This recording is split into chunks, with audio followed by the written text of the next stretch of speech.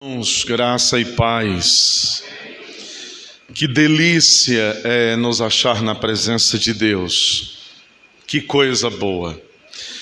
Que alegria para o nosso coração é poder servir ao Senhor nesse dia que Ele preparou para que nós nos alegrássemos nele, desfrutando da sua presença, sendo enriquecidos pela sua graça, tão bendita, tão maravilhosa.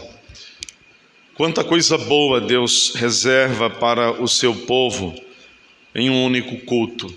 Estarmos diante dEle, poder orar a Ele confessando os nossos pecados, poder derramar diante dEle as nossas súplicas, elevar a Ele nosso coração, fazer a Ele as nossas petições, ouvir a sua palavra, sermos edificados pela sua bendita e gloriosa palavra, aprendermos dele.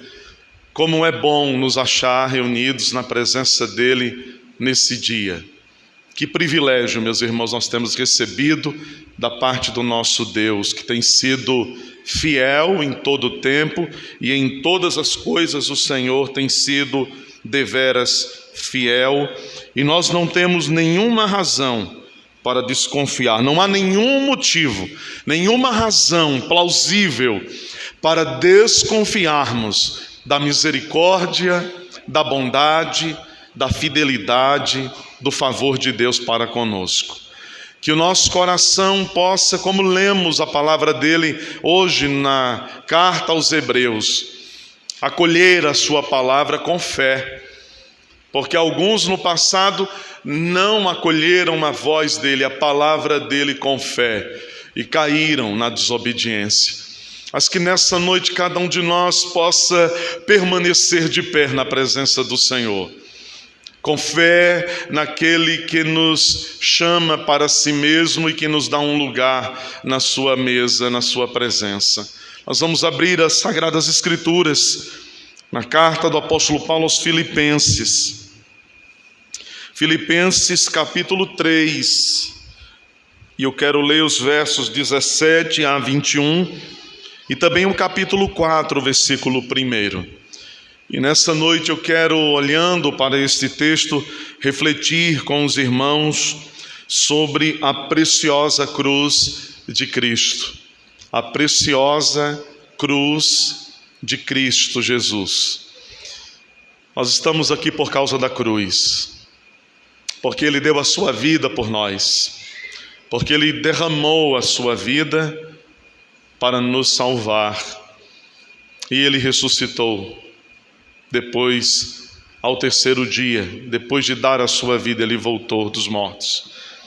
Nós vamos olhar para esse texto precioso que escrevera o apóstolo Paulo e depositar sobre esse texto nosso coração nessa noite.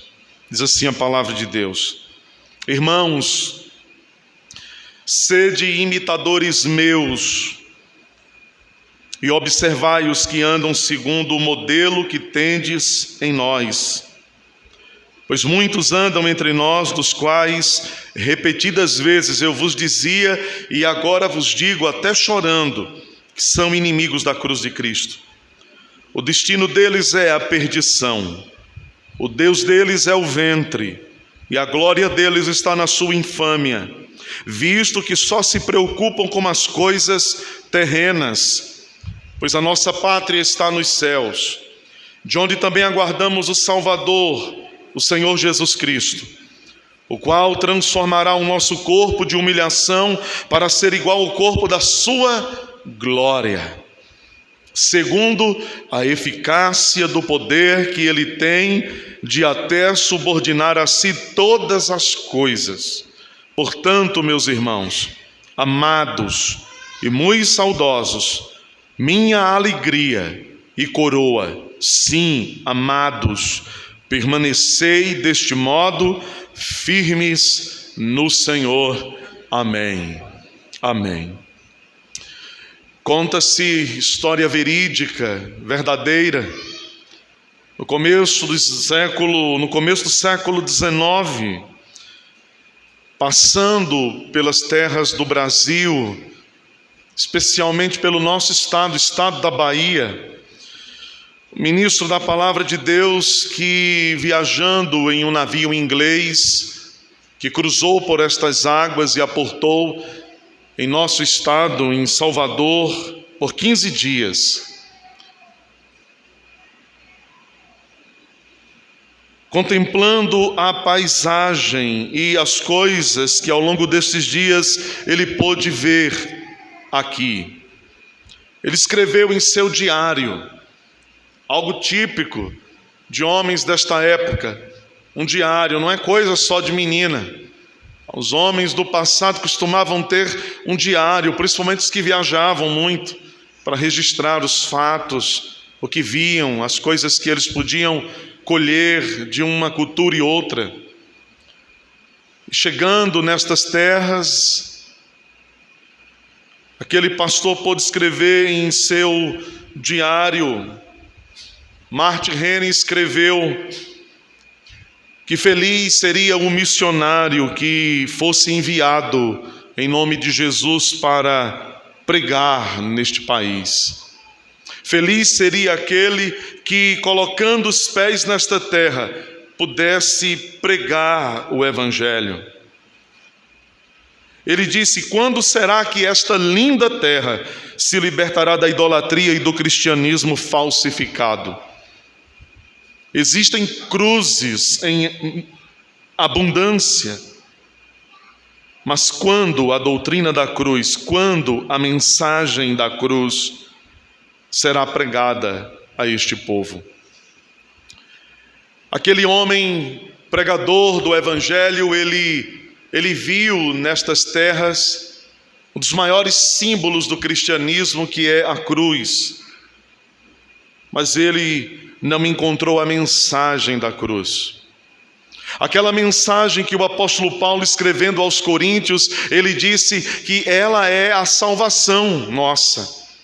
Ela é loucura para uns, ela é delírio para alguns, ela é algo escandaloso para outros, mas a mensagem da cruz, ela é o poder de Deus, ela é a salvação de Deus para todo aquele que crê naquilo que ela comunica. John Stott, ele escreveu um livro primoroso sobre a cruz de Cristo. Ele disse que a cruz de Cristo, ela é o centro da nossa fé evangélica, ela é o centro da nossa proclamação.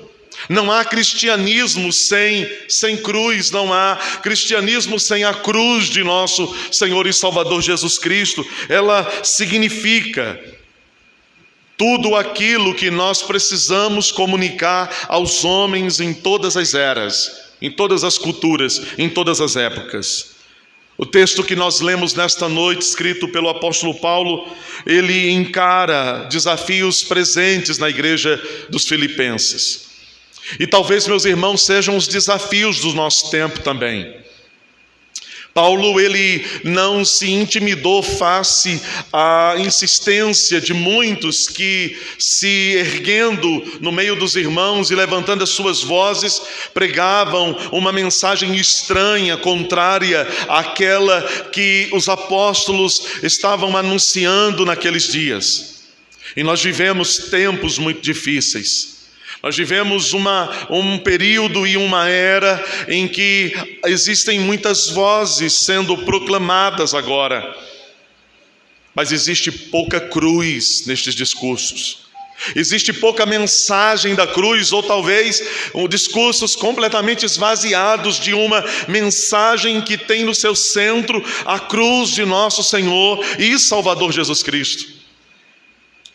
Portanto, nós somos chamados por Deus, quando colocados diante desse texto das Escrituras, a relembrar que é pela cruz que a nossa redenção se efetua, que é naquele sacrifício que Ele realizou por cada um de nós, é naquele sacrifício que Ele fez por gente que ainda nem sabe que isso foi feito em favor delas ainda, dessas pessoas, elas ainda virão a crer, elas ainda ouvirão sobre o sacrifício do Filho de Deus, elas ainda ouvirão em suas almas sobre a sua entrega voluntária, sobre a sua entrega obediente na cruz para resgatá-las da condenação eterna. E Ele fará isso, alcançando cada um daqueles que pertencem a Deus, os quais Deus amou desde a eternidade, antes dos tempos que nós conhecemos. Como Paulo escreve aos Efésios, antes da fundação do mundo. Bendito seja o nome do nosso Deus. O apóstolo Paulo está encarando um grande desafio naquele contexto da igreja em Filipenses. Ele está lidando com pessoas que estão removendo a cruz de Cristo e transtornando a sua mensagem. Então Paulo nos chama e chama a cada um daqueles que creem em Cristo a depositarem amor nessa mensagem, amar a cruz de Cristo e seguir o bom exemplo dele. É isso que Paulo está ensinando exatamente nos versos 17 e 18. Sede meus imitadores, meus irmãos. Olhem para nós, olhem para aqueles que andam segundo o modelo que vocês podem ter em nós.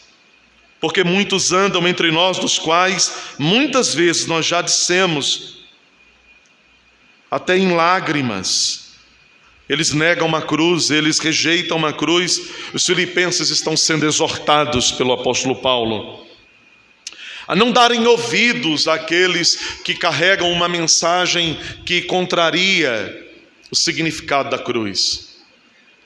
E certamente essa é uma mensagem para o nosso tempo, para os nossos dias. Para que nós também, meus irmãos, não prestemos ouvidos àqueles que estão falando sem cruz. Eles estão falando esvaziados da mensagem da cruz, do Cristo, Filho de Deus, do Deus encarnado, que se dá, que se entrega. Paulo está alertando a igreja naqueles dias.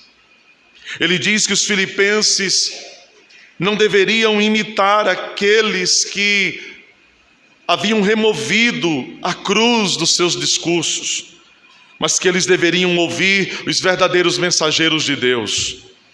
Eles deveriam tomar por exemplo aqueles que imitavam os apóstolos e, portanto, eles deveriam perseverar num exemplo de fé, numa constância de fé, perseverar em Cristo assim. Para alguns, esta chamada do apóstolo Paulo para que sejam seus imitadores, tu pode soar um tanto arrogante ou presunçoso.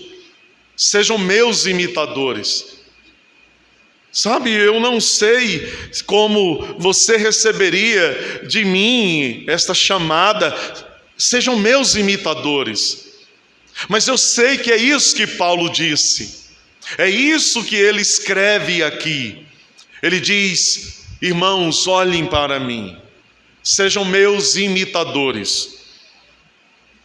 Certamente, Paulo não se enxergava como alguém que fosse inabalável, ou alguém que não falhasse, que não pudesse fracassar, e ter medo, e pecar, e ser frágil. E é por esta razão que essa chamada de Paulo para que os filipenses pudessem imitar a ele e imitar outros que seguiam o mesmo exemplo, é por esta razão que chamá-los para que sejam seus imitadores não é absolutamente uma presunção pecaminosa, não é uma exigência soberba, para além daquilo que ele mesmo era em si, porque certamente o que o apóstolo Paulo tem em mente em seu coração é que aqueles que podiam ouvir a sua voz, ou que podiam ouvir as letras que ele havia escrito, eles deveriam imitá-lo, tanto quanto ele pudesse ser fiel imitador de nosso Senhor Jesus Cristo. Sejam meus imitadores, tanto quanto eu possa ser fielmente um imitador do nosso Salvador. No fim, meus irmãos, não é o apóstolo Paulo, não é para ele que ele chama a atenção dos filipenses, mas é para Cristo, o modelo nosso de imitação. O nosso modelo de imitação é verdadeiramente Cristo e unicamente o Senhor. Ele é o grande sol que brilha. Vejam como no versículo 17, Paulo diz: observem os que andam segundo o modelo que tem em nós. Então isso significa, irmãos, que não era somente ele, o apóstolo Paulo, não era ele exclusivamente um modelo a ser olhado, um exemplo a ser mirado, mas todos aqueles que andam segundo Cristo. Então nós também podemos e nós também devemos ser como modelos para outros, modelos da imitação de Cristo. Devemos imitá-lo. Essas palavras de Paulo, elas confrontavam o mau exemplo que estava sendo dado por alguns daqueles que ele mesmo, Paulo, chama de falsos mestres, de cães, de roubadores, aqueles contra os quais o apóstolo Paulo ele se levanta, aqueles contra os quais ele se ergue corajosamente, contra aqueles que haviam se intrometido no seio da igreja, que desprezavam a cruz, que rejeitavam a mensagem central da cruz de Cristo. Ele os chama de inimigos dessa cruz. Odiar a cruz, ser inimigo da cruz, significa não se conformar àquilo que a cruz representa. Não significa, na verdade, não se submeter à mensagem da cruz. Significa rejeitar a obra de Cristo pelos pecadores. Eles eram inimigos não de um objeto, fosse de madeira ou de qualquer outro material. Não importa do que este símbolo pudesse ser feito, como ele pudesse ser construído. Eles eram inimigos não de um objeto, mas eles eram inimigos na realidade daquilo que significava salvação somente pela graça de Deus por meio da fé. Eles eram inimigos daquilo que a cruz representa. E todos aqueles que ainda nos nossos dias proclamam algum tipo de mensagem que não é exatamente a mensagem da cruz, a mensagem que diz aos homens que somente pela graça de Deus, apenas para os que creem, haverá salvação, não lhes exigindo coisa alguma, obra nenhuma, mérito algum. Certamente nos nossos dias, os que carregam uma mensagem contrária a esta, eles também são como estes inimigos da cruz de nosso Salvador. Eles defendiam a circuncisão, aquele antigo ritual do Antigo Testamento. Eles diziam que era necessário para a salvação, a circuncisão era algo essencial. Em outras palavras, eles acreditavam que eram cumprindo as obras da lei que eles poderiam então ganhar a salvação. Eles estavam dizendo: você precisa fazer alguma coisa. Não basta apenas crer e confiar na graça de Deus. Não basta apenas ter fé em Jesus. Vocês precisam fazer alguma coisa. Isso parece muito com o discurso de muitos pregadores em nossos dias. Eles dizem: não basta crer. Você precisa isso e aquilo outro. Vocês precisam fazer e fazer. Alguns chegam ao limite da estupidez gospel, de dizer: se você não estiver debaixo da minha cobertura espiritual, você não entrará no céu. Eles são inimigos da cruz. Eles dizem: se vocês não entregarem dinheiro e bens na igreja, vocês não poderão entrar no céu. Eles são inimigos da cruz. E há muitos inimigos da cruz de nosso Senhor por aí afora. Eles estão colocando todo tipo de artifício diante dos homens. Eles estão forjando todo tipo de malandragem e de subterfúgio para convencê-los de que não basta a graça de Deus, de que não é suficiente crer, de que eles precisam de algo mais. Mas eles não passam de inimigos ferozes da cruz de nosso Salvador. E agora eles estão tentando arrastar os nossos irmãos filipenses por este caminho. Eles haviam recebido a palavra de Deus em meio a muita provação. Paulo e seus cooperadores haviam passado momentos difíceis em Filipos.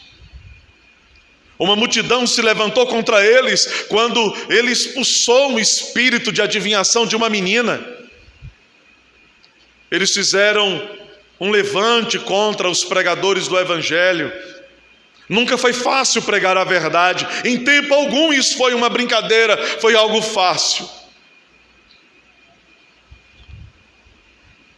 O Evangelho chegou àquelas pessoas. Elas creram em Cristo. Elas foram salvas pela graça de Deus. Elas confiaram em Jesus. Mas agora, estes inimigos da cruz de Cristo, estes pregadores esvaziados da cruz, carregando uma mensagem esvaziada da cruz, desprovida do significado da cruz, eles estão tentando arrastar os filipenses, convencê-los. Mas Paulo é um homem destemido. Ele está convicto, ele sabe o que precisa fazer, sem medo, sem receio, sem constrangimento algum. Ele os declara como inimigos da verdade, inimigos da cruz de Cristo, inimigos da salvação pela graça, inimigos da fé que justifica o homem diante de Deus. Ele estava certo, Paulo estava seguro, apegado às próprias palavras do Senhor, que disse: aquele que crê em mim tem a vida eterna. E isso é verdade para qualquer um de vocês aqui.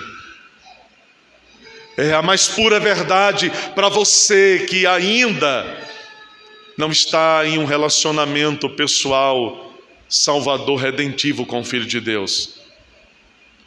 Se você crer nele, você tem a vida eterna. E isso não tem a ver com seu dinheiro, isso não tem a ver com seus bens, isso não tem a ver com o que você pode fazer. Isso não tem a ver com o que você possa tentar fazer, não tem a ver com as suas forças, não tem a ver com alguma disposição do seu coração. Isso tem a ver com o amor de Deus, imensurável amor derramado em nosso coração. Tem a ver com Ele. John Stott, em seu livro A Cruz de Cristo, ele disse que a cruz é o fundamento de nossa aceitação diante de Deus.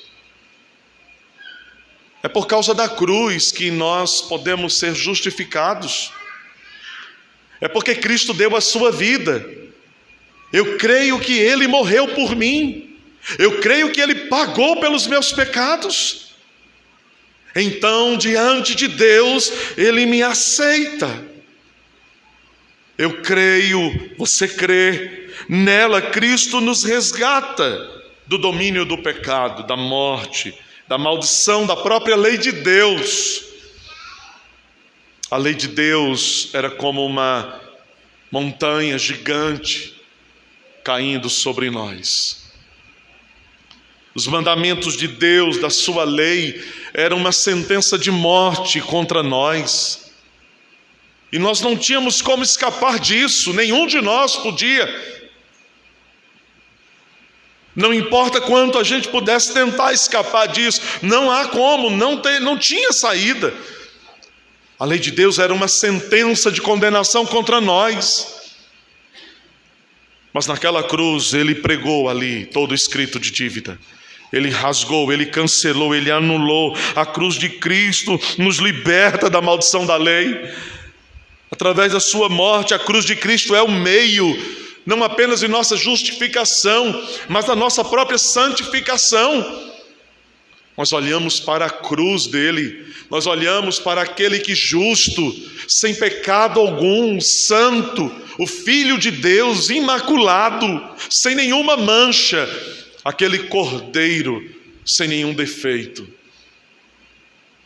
puro em palavras, puro em pensamentos, puro em sentimentos. Não havia nada errado nele, nenhuma fagulha de pecado, nada. O santo na cruz, nós olhamos para ele, nós olhamos para a sua cruz, e então a sua cruz é um chamado à nossa santificação. A cruz nos lembra que ele morreu por causa dos nossos pecados, e então agora por causa disso, nós sabemos que o mundo está crucificado para nós. A nossa natureza caída fora redimida, levantada. A cruz é mais que a crucificação de Jesus em si. A cruz é a nossa crucificação também,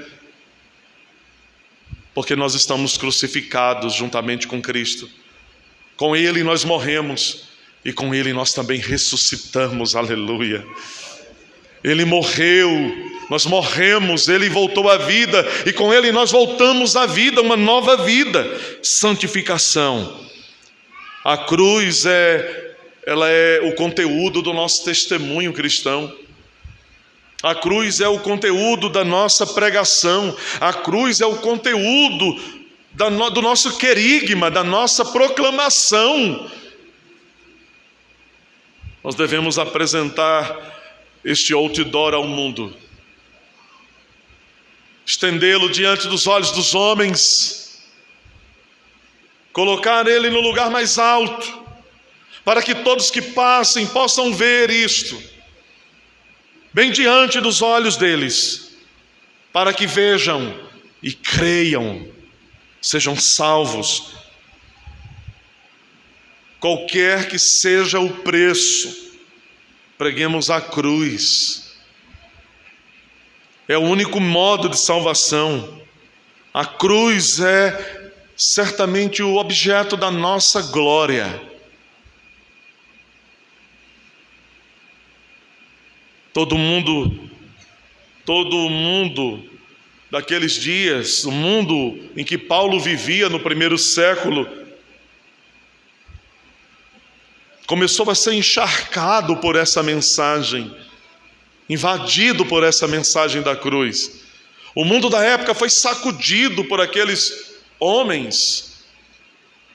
Uma igreja que cresce de forma assombrosa, tão rápida. E qual a mensagem dessa igreja por onde ela passava? Sob perseguição, sob afrontas, sob ameaças, sendo espoliados em seus bens, enfrentando tantas adversidades. Mas qual era a mensagem daquela igreja no primeiro século, no século do apóstolo Paulo? A cruz de Cristo.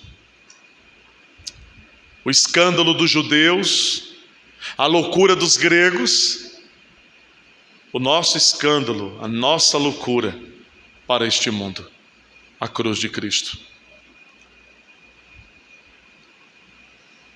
E é para isto que o apóstolo Paulo chama os filipenses. Olhem nesta direção, imitem, copiem os que replicam em sua própria vida a mensagem da cruz de nosso Salvador. Mas ainda o apóstolo Paulo, nos versos 19 em diante, ele fala sobre aqueles que amam a cruz de Cristo. Ele diz: estes que amam a cruz, eles sabem, eles conhecem o Deus verdadeiro, eles sabem para onde vão, eles possuem uma glória que é eterna. Veja o que Paulo diz, os versos 19 a 21. No verso 19 ele está falando sobre aqueles inimigos da cruz, e ele diz: o destino deles é a perdição. O Deus deles é o ventre, a glória deles está na infâmia, visto que só se preocupam com as coisas terrenas. Os que odeiam a cruz, os que desprezam a mensagem da cruz, os que se afastam e os que aborrecem essa mensagem, eles também têm um Deus, eles também têm um destino, eles também têm uma glória, é o que Paulo está dizendo. Ele diz: o destino deles é serem condenados, porque não há salvação fora da mensagem da cruz de Cristo. O destino destas pessoas é serem banidas da presença de Deus, lançadas para longe da presença de Deus. E eu creio que nenhum de nós aqui quer se ver longe da presença de Deus. Nenhum de nós aqui deseja isso para si. Paulo diz: eles possuem um Deus também. O Deus daqueles que odeiam a mensagem da cruz, os inimigos dessa mensagem de redenção, somente pela graça, por meio da fé. O Deus deles é o próprio ventre, os seus próprios interesses, aquilo que lhes satisfaz. Sabe, uma das coisas mais extraordinárias que o Evangelho opera nos homens é que, trazidos de forma irresistível, soberana, poderosa, para esta cruz do Filho de Deus, nós agora não vivemos mais para nós e sequer morremos para nós mesmos. E essa é uma das coisas mais lindas que o apóstolo Paulo escreve aos Romanos. Se vivemos, vivemos para o Senhor, e se morremos, morremos também para o Senhor. Por causa da cruz, nós não somos mais de nós mesmos. Por causa da cruz, nós fomos libertos de nós mesmos. Por causa da cruz, a nossa vida é reorientada. Por causa da cruz, a nossa agenda é refeita, as nossas prioridades são reorganizadas, porque seriamente, por causa da cruz agora, o nosso mais profundo e sincero desejo não é viver para nós mesmos, mas viver para aquele que nos amou, é viver para aquele que por nós deu a sua vida.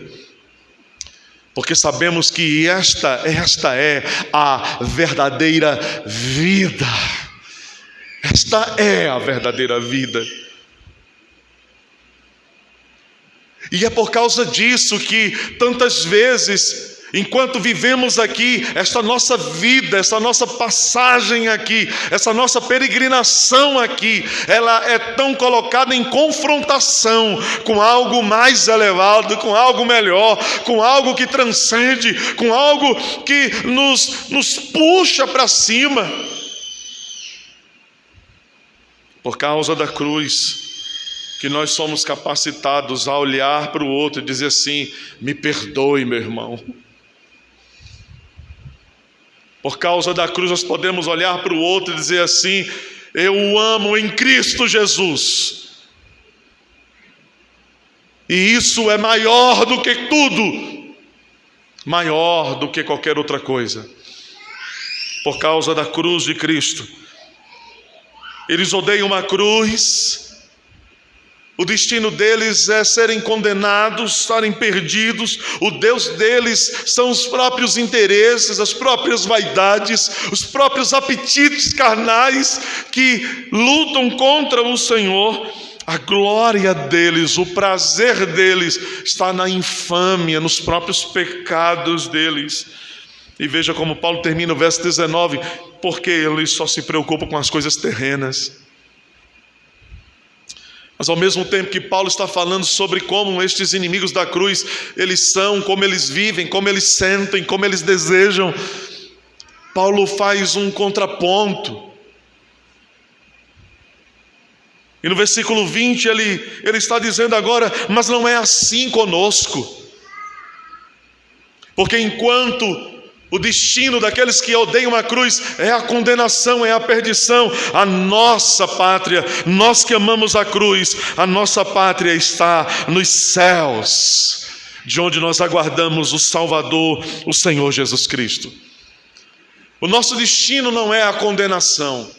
O destino daqueles que amam a cruz de Cristo, daqueles que amam a mensagem da salvação pela graça por meio da fé, e que sabem que apenas por Ele, por causa dEle, temos paz com Deus.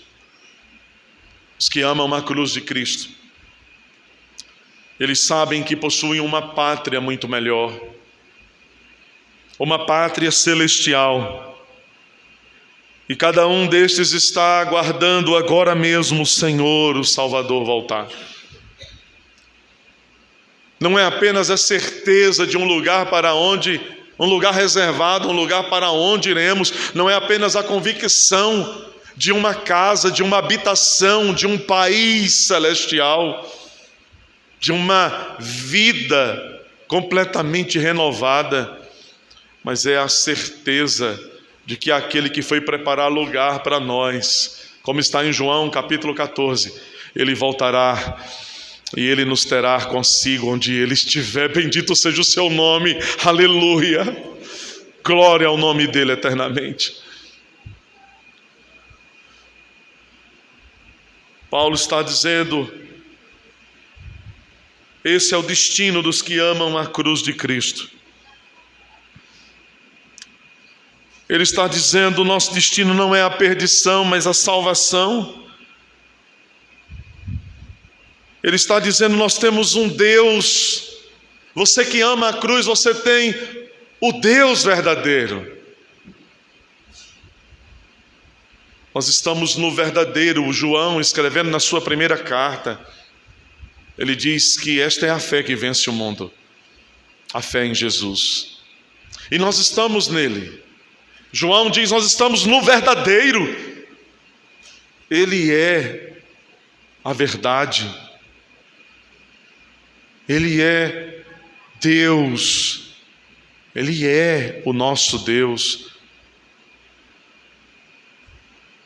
Nós, meus irmãos, todos os que amam a cruz de Cristo também têm uma glória, um deleite, um prazer. Veja o verso 21, como Paulo escreve, o qual transformará o nosso corpo de humilhação para ser igual ao corpo da sua glória, segundo a eficácia do poder que Ele tem de até subordinar a si todas as coisas. Este é o nosso deleite. Nosso deleite é a vida eterna com Deus.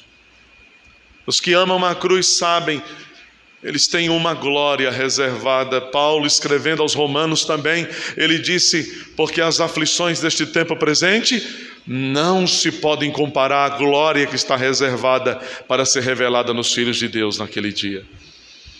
O nosso deleite está na vida com Deus, numa vida que começa aqui agora, embora vivamos e passemos por tantas adversidades, soframos às vezes na própria carne tantas angústias e dores físicas e emocionais, mas ainda que isto seja uma realidade para mim e para alguém aqui a mais, ainda que soframos, ainda que tenhamos como experiência do tempo presente as angústias da carne, das emoções, do coração, nós amamos a mensagem da cruz, nós amamos a cruz de Cristo, e nós temos certeza de que a nossa glória está naquilo que Ele fará em nós. Ele transformará este corpo, Ele nos fará transcender a todas estas dificuldades tão reais da nossa vida presente. João coroa esta verdade quando ele escreve o livro da Revelação, o livro do Apocalipse, no capítulo então 21, ele diz no versículo 4, que Deus enxugará dos olhos toda a lágrima, e a morte já não existirá, e já não haverá mais luto, e não haverá pranto, e não haverá dor,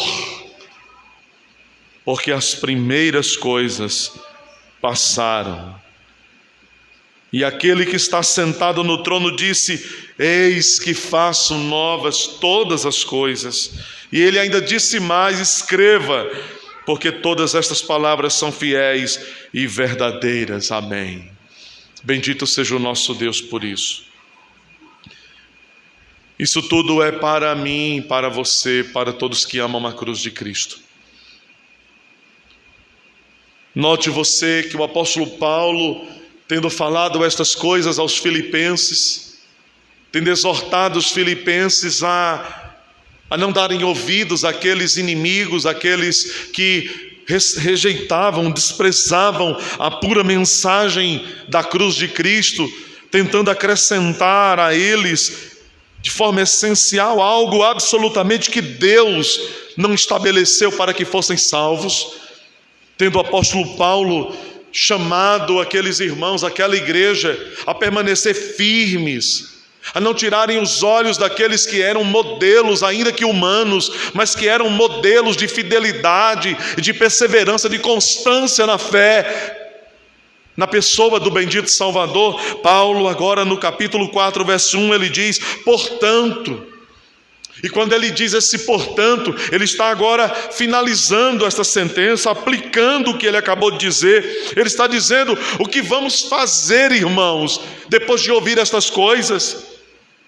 Ele diz: portanto, meus irmãos, amados, saudosos, eu tenho saudade de vocês. Eu estou na prisão em Roma agora, mas eu me recordo de vocês.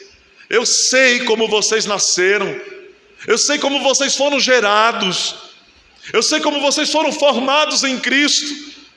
Agora, depois que eu lembro a vocês o conteúdo da mensagem da cruz, depois que eu chamo vocês a permanecerem firmados com o amor de vocês na mensagem da cruz de Cristo, vocês são a minha alegria, vocês são o meu prêmio, a minha coroa. Ele diz: amados, permanecei deste modo, firmes no Senhor.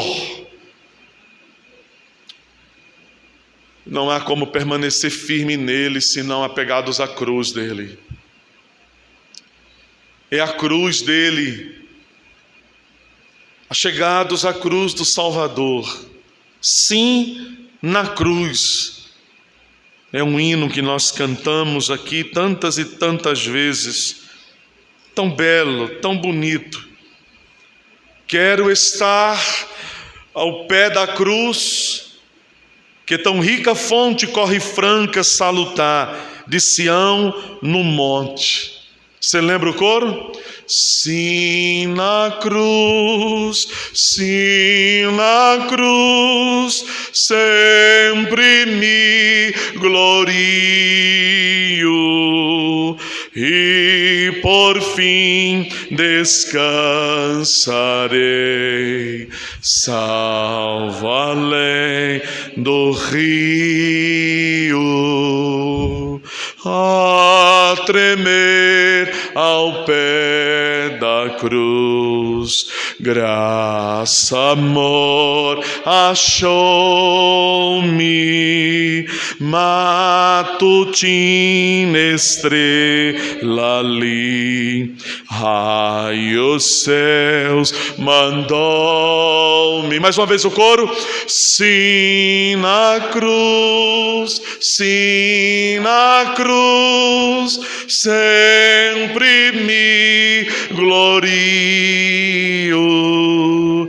e por fim descansarei, salvo além do rio. Bendita cruz de nosso Salvador. Há um modo de permanecer firme nele, irmãos, não tirando os nossos olhos da sua cruz. os momentos mais difíceis, em que o nosso coração for tentado a nos afastar dele e nos desviar dele, negá-lo. Lembrem-se como Policarpo. Policarpo, servo do Senhor, ele nunca me fez mal. Ele deu a vida por mim. Como eu poderia negá-lo? Quando você se sentir mais frágil, mais vulnerável, mais quebrado, mais atraído a se afastar dele, lembre-se da cruz. Olhe para a cruz. Sustentar a cruz como um símbolo da nossa fé significa que cremos que nossa salvação, ela não depende de mim, de você, de homem algum, nem de bispos, nem de pastores, nem de papas, de ninguém. Ela depende de Jesus Cristo, Senhor. Sustentar a cruz como símbolo significa que nós cremos na obra que Ele fez por nós. Significa que sem Cristo crucificado não haveria perdão de pecados. Sem crucificação não haveria morte. Sem morte não haveria ressurreição. E sem tudo isso não seríamos aceitos por Deus. Queremos a cruz em nosso cristianismo e queremos cristianismo com a cruz de Cristo. Porque essa é a essência da nossa fé. A preciosa cruz de nosso Salvador Jesus Cristo. Amém. Amém. Irmãos amados, tendo sido nosso coração e nossos pensamentos edificados pela palavra de Deus, nós vamos, neste momento, antecipar algo que seria para o domingo próximo, mas em virtude da reunião extraordinária do nosso presbitério,